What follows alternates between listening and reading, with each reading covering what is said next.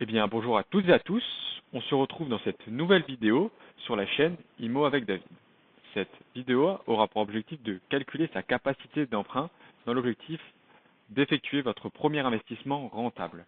Alors, sans plus tarder, on va tout de suite voir ce que c'est qu'un crédit immobilier. Le crédit immobilier, il sera régi par trois variables. La première, ça va être la durée d'emprunt. On dit qu'un investisseur, s'il peut aller chercher du 25 ans, c'est ce qu'il y a de mieux, tout simplement pour pouvoir réduire ses mensualités. 25 ans, ça correspond à 300 mois.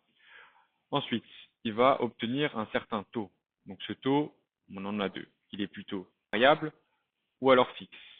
Moi, je préconise toujours de chercher un taux fixe, comme ça, on va savoir ce qu'on aura durant toute la durée du crédit. Et la dernière variable va être l'assurance emprunteur. Du coup, cette assurance emprunteur, en fait, permet à l'organisme bancaire, en cas de défaut ou de défaillance, tout simplement de se protéger. Alors, l'investissement ici, dans cette vidéo, je vous montrerai sur un investissement seul. Donc, vous le faites vous-même. On ne fait pas appel à une société civile immobilière ou d'autres personnes qui rentreraient du coup dans le crédit. On va simplifier la chose. On part aussi sur une base avec zéro crédit. Vous n'avez pas votre résidence principale, donc quelque chose de très classique d'un primo-investisseur. Vos revenus aujourd'hui, il va falloir du coup les mettre dans votre assiette et prendre votre revenu net avant impôt et appliquer 35%.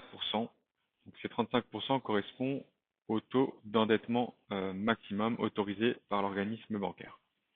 Donc, si je prends un cas plutôt très simple, on est sur un crédit sur 25 ans. On va prendre une personne qui gagne 2 000 euros par mois avec un taux à 3,3%. Et bah, aujourd'hui, on se situe sur une enveloppe de 138 000 euros. Si maintenant, je prenais une personne qui gagne un peu plus d'argent, donc ce qu'on va appeler les hauts revenus, cette personne, bah, le banquier va pouvoir lui appliquer une certaine faveur un peu plus facilement, c'est-à-dire qu'il va pouvoir déroger à la règle des 35%. Pourquoi? Ben parce que tout simplement, si on fait la différence entre ces 35% sur un salaire de 6 000 euros et les 35% sur un salaire de 2 000 euros, ce qu'on appellera le reste à vivre ne sera pas le même pour une personne avec un salaire classique qu'une personne qui gagnera un plus haut salaire. Donc cette règle, 35% pourra être dérogeable, mais bien évidemment dans une certaine limite. Et c'est pas ce qu'on va vouloir voir aujourd'hui.